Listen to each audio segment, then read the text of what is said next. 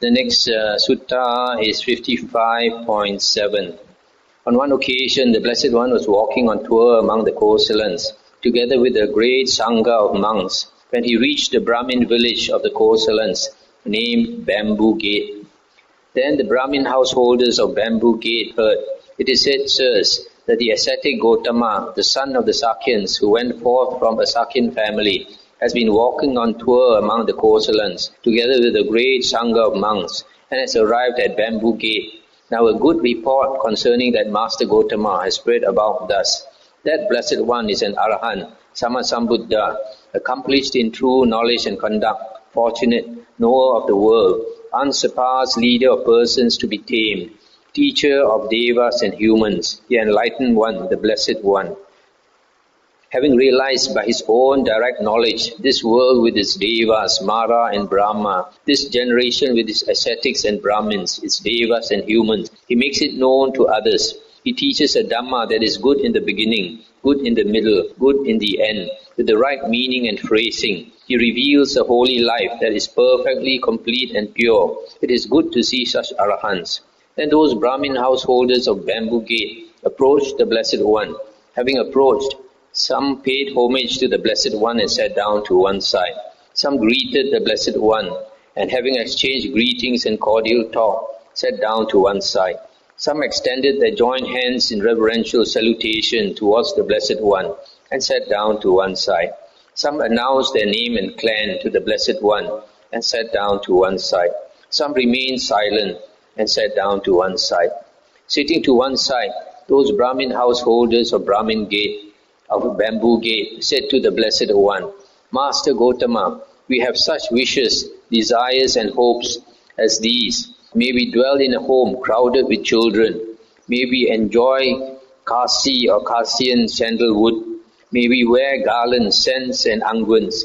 May we receive gold and silver. With the breakup of the body after death, may we be reborn in a good destination in a heavenly world." As we have such wishes, desires and hopes, let Master Gotama teach us the Dhamma in a way that we might dwell in a home crowded with children, enjoying Kasian sandalwood, wear garland scents and unguents, receive gold and silver, and with the breakup of the body after death, be reborn in heaven. Stop here for a moment. You see, these people, just like a lot of worldly people, you want to enjoy life now, and after death, you want to be born in heaven again.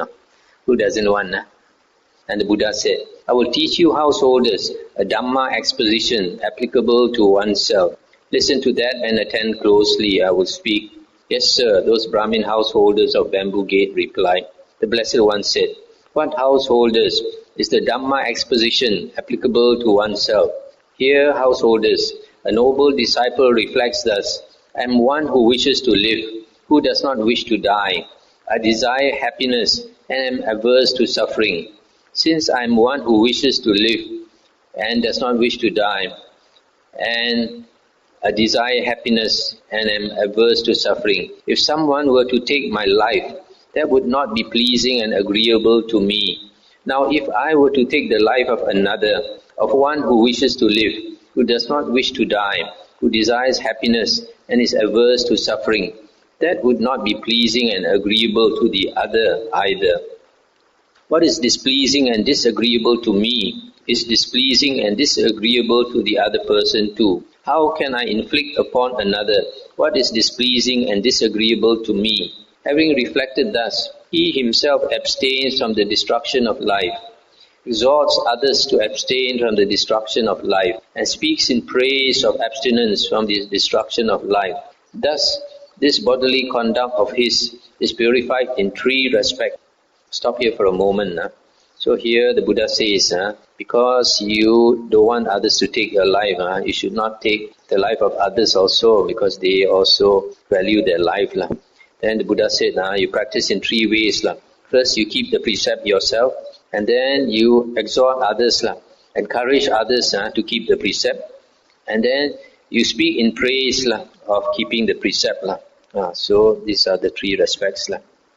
Again, householders, a noble disciple reflects thus, if someone were to take from me what I have not given, that is, to commit theft, that would not be pleasing and agreeable to me. Now, if I were to take from another what he has not given, that is, to commit theft, that would not be pleasing and agreeable to the other either.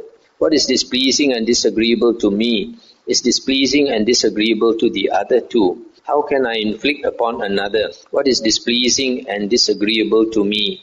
Having reflected thus, he himself abstains from taking what is not given, exhorts others to abstain from taking what is not given, and speaks in praise of abstinence from taking what is not given. Thus, his bodily conduct of his is purified in three respects. Again, householders, a noble disciple reflects thus: if someone were to commit adultery with my wives, that would not be pleasing and agreeable to me. Now, if I were to commit adultery with the wives of others, that would not be pleasing and agreeable to the other either. What is displeasing and disagreeable to me is displeasing and disagreeable to the other too. How can I inflict upon another what is displeasing and disagreeable to me? Having reflected thus, he himself abstains from sexual misconduct, exhorts others to abstain from sexual misconduct, and speaks in praise of abstinence from sexual misconduct. Thus, this bodily conduct of his is purified in three respects.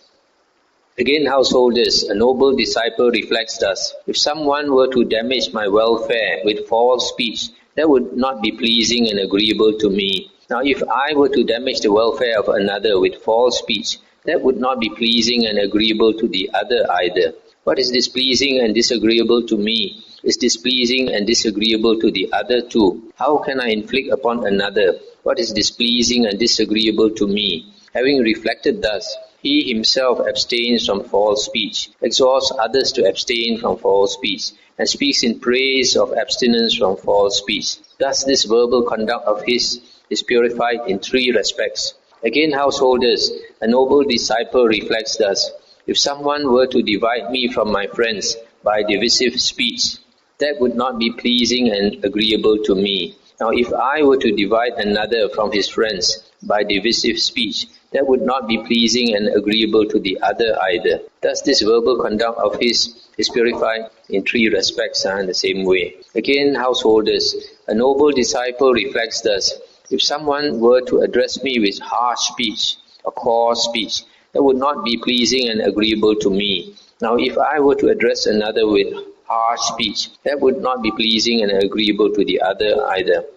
So he keeps this precept now. Thus, this verbal conduct of his is purified in three respects. Again, householders, a noble disciple reflects thus: if someone were to address me with frivolous speech and idle chatter or idle gossip, that would not be pleasing and agreeable to me. Now, if I were to address another with frivolous speech and idle gossip, that would not be pleasing and agreeable to the other either. What is displeasing and disagreeable to me, it is pleasing and disagreeable to the other too. How can I inflict upon another what is displeasing and disagreeable to me? Having reflected thus, he himself abstains from idle chatter, exhorts others to abstain from idle chatter, and speaks in praise of abstinence from idle chatter. Thus, this verbal conduct of his is purified in three respects. He possesses confirmed confidence in the Buddha. He possesses confirmed confidence in the Dhamma, in the Sangha. He possesses the virtues dear to the noble ones. When householders, the noble disciple possesses these 7 good qualities and these 4 desirable states. If he wishes, he could by himself declare of himself, I am one finished with hell, finished with the animal realm, finished with the domain of ghosts, finished with the plane of misery, the bad destinations, the nether world. I am a stream enterer, no longer bound to the nether world, fixed in destiny, with enlightenment as my destination. And this was said, the Brahmin householders of Bamboo Gate said, Magnificent Master Gotama. And they took refuge in the Buddha, Dhamma and Sangha. And they said, from today let the Blessed One remember us as lay followers who have gone for refuge for life. So this sutta, you notice carefully, that the Buddha taught them 7 precepts. In this earliest stage of the Buddha's ministry, teaching, he used to teach 7 precepts, because these 7 precepts are Aryan precepts. When we look into the Noble Eightfold Path, the Sila, consists of three factors, right speech, right action, and right livelihood. And these comprise these 7 precepts. And then the Buddha said, on top of the 7 precepts, you should have unshakable faith in the Buddha, Dhamma and Sangha, and keep this Arin Sila, then you will never be reborn in the woeful destinations. So for most lay people, this is what we should teach them. You can enjoy life now, and you can still enjoy life in the future birth if you follow these 7 precepts and study enough Dhamma so that you have unshakable faith in the Buddha, Dhamma and Sangha. The next sutta, 55.8. On one occasion, the Blessed One was dwelling at Nyatika in the brick hall. Then the Venerable Ananda approached the Blessed One, paid homage to him, sat down to one side and said, Venerable Sir, the monk named Salha has died. What is his destination? What is his future born? The bhikkhuni named Nanda has died. What is her destination? What is her future born? The male lay follower named Sudatta has died. What is his destination? What is his future born? The female lay follower named Sujata has died. What is her destination? What is her future born? And the Buddha said, Ananda, the monk Salha who has died by the destruction of the asavas in this very life had entered and dwelt in the taintless liberation by mind, liberation by wisdom, realizing it for himself with direct knowledge. The Nanda who has died had with the utter destruction of the 5 lower fetters become one of spontaneous birth, due to attain Nibbana there without returning from that world. The male lay follower Sudatta who has died had with the utter destruction of 3 fetters and with the diminishing of greed, hatred and delusion become a once returner who, after coming back to this world only one more time, will make an end to suffering. The female lay follower Sujata who has died had with the utter destruction of 3 fetters become a stream enterer, no longer bound to the nether world, fixed in destiny, with enlightenment as her destination. It is not surprising, Ananda, that a human being should die. But if each time someone has died, you approach and question me about this matter, that would be troublesome for the Tathagata. Therefore, Ananda, I will teach you a Dhamma exposition called the Mirror of the Dhamma, equipped with which a noble disciple, if he wishes, could by himself declare of himself, I am one finished with hell, finished with the animal realm, finished with the domain of ghosts, finished with the plane of misery, the bad destination is the nether world. I am a stream enterer, no longer bound to the nether world, fixed in destiny, with enlightenment as my destination. And what, Ananda, is the Dhamma exposition, the mirror of the Dhamma, equipped with which a noble disciple, if he wishes, could by himself declare thus of himself. Here, Ananda, a noble disciple possesses confirmed confidence in the Buddha. He possesses confirmed confidence in the Dhamma. He possesses confirmed confidence in the Sangha. He possesses the virtues, moral conduct, dear to the noble ones, Aryans, leading to concentration. This, Ananda, is that Dhamma exposition, the mirror of the Dhamma, equipped with which a noble disciple, if he wishes, could by himself declare of himself, I am one finished with hell, finished with the woeful plains. I am a stream enterer, no longer bound to the nether world, fixed in destiny, with enlightenment as my destination. So here, the Buddha is saying that we should examine ourselves, whether we have these 4 qualities, unshakable faith in the Buddha, in the Dhamma and the Sangha. And we possess the 7 precepts called the Arin Sila, the 3 bodily precepts. That means not to kill, not to steal, not to commit sexual misconduct. And 4 verbal precepts, not to lie, not to engage in malicious or divisive speech. Malicious speech means speech motivated by anger. We divide people or we talk bad about somebody purposely. And then the 3rd verbal precept is not to engage in coarse language, engage in coarse speech. And the last one is not to engage in idle gossip, idle chatter. So If we have these four factors, then we can be sure that we will never be reborn in the woeful planes of existence. But you must remember, to have unshakable faith in the Buddha, Dhamma and Sangha, you must know enough Dhamma. If you don't have right view, you cannot have unshakable faith. You must learn enough Dhamma, the understanding of the Four Noble Truths, then only we can have unshakable faith in the Buddha, Dhamma and Sangha. And if you have that four qualities of stream entry, then you will realize that you have not wasted this life. A lot of people waste their life, the human life. And you'll be very glad that you have spent this life in the most worthwhile way, better than becoming the king of the whole world. The next sutta is 55.12. Sotapatti. The Buddha said, monks, the Brahmins proclaim a way called going upwards. They enjoin the disciple thus: come, good man, get up early and walk facing east. Do not avoid a pit, that means a hole, or a precipice, or a stump, or a thorny place, or a village pool, or a cesspool, a shithole. You should expect death wherever you fall. Thus, good man, with the breakup of the body after death, you will be reborn in a good destination in a heavenly world.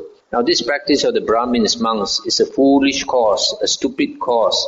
It does not lead to revulsion, to dispassion, to cessation, to peace, to direct knowledge, to enlightenment, to nibbana. But I, monks, proclaim the way going upwards in the Noble One's discipline, the way which leads to utter revulsion, to dispassion, to cessation, to peace, to direct knowledge, to enlightenment, to nibbana. And what, monks, is that way going upwards which leads to utter revulsion, to dispassion, to cessation, to peace, to direct knowledge, to enlightenment, to nibbana? Here, monks, a noble disciple possesses confirmed confidence in the Buddha. He possesses confirmed confidence in the Dhamma. He possesses confirmed confidence in the Sangha. He possesses the virtues dear to the Noble Ones. This, monks, is that way going upwards which leads to utter revulsion, to dispassion, to cessation, peace, to direct knowledge, to enlightenment, to nibbana. That's the end of the sutta. So you see, during the Buddha's time also they have such silly teachings as to get up early and walk facing east. Any hole, don't avoid, fall into that hole. Any shit hole also you go inside. Any thorn also you just step on it. Any pool also you fall into it. Silly teaching, but the Buddha says he teaches the way of wisdom, that we should attain these four factors of stream entry, have unshakable faith in the Buddha, Dhamma and Sangha, and possess the Aryan Sila, the 7 precepts. The next sutta I'm going to read is 55.17.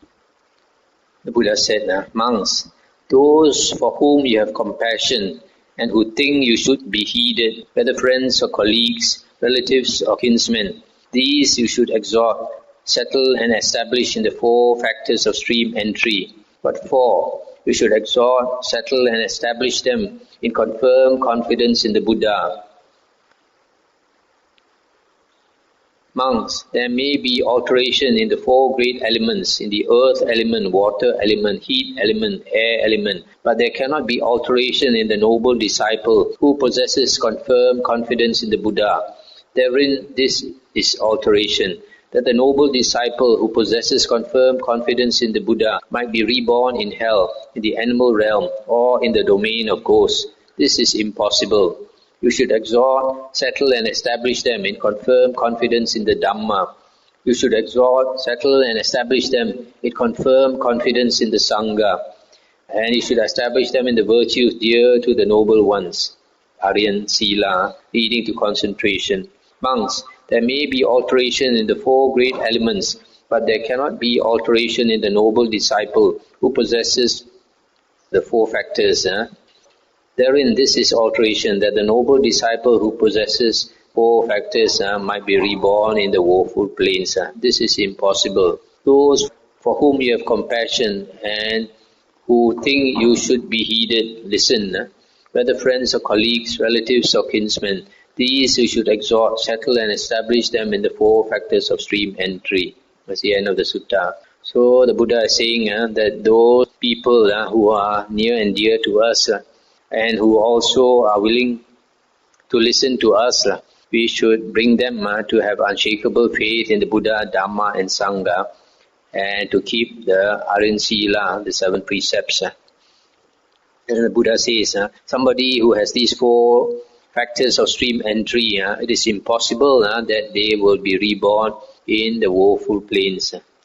So it is good to establish your children, your parents and those near and beloved to you, whether relatives or friends, in these 4 things.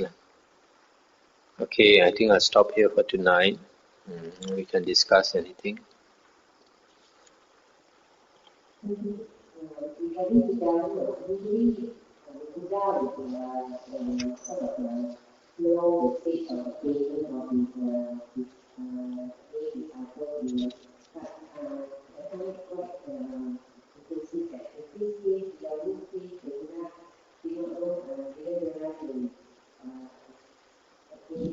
You see, for the Buddha or the Arhants, if they want to know something, they have to sit down and contemplate. And for them to contemplate, they have to go into jhana first. They have to sit down and go into samadhi, into states of deep concentration. Then when we withdraw from there, the mind is very peaceful. Then when they contemplate, they can know what they want to know. So like in everyday life, the Buddha doesn't know a lot of things. He has to sit down and meditate, then only he knows. There's an example of this in the Maratajanya Sutta in the Majjhima Nikaya. One day our Venerable Mahamoggallana, coming back from alms round, he finished his food and he was doing walking meditation. When he was doing walking meditation, suddenly he felt the stomach very heavy because Mara went into his stomach. Then to contemplate, he went inside his kuti, sat down, entered jhana. Then he got to know that Mara was inside his stomach. Then he asked Mara to get out. You see, he just walking meditation, he doesn't know, he has to sit down and get into samadhi, then only he knows.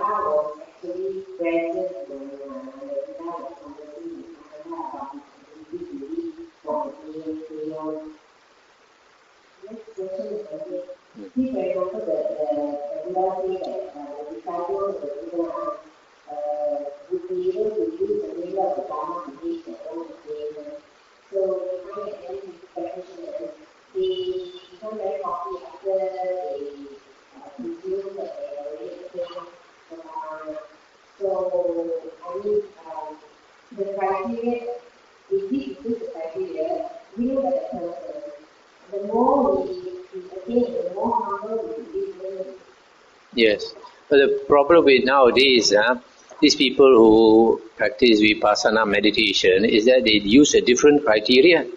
They use the 16 jhanas in the Visuddhi Magga, which is not mentioned in the discourses of the Buddha. So those 16 jhanas just is not valid at all. Not valid at all.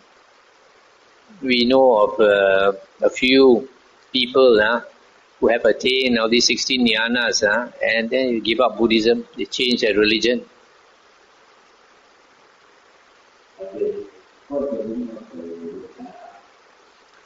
If you look into my book, this I think mindfulness, recollection and concentration, this word jhana literally means fire or brightness, something that is burning or bright.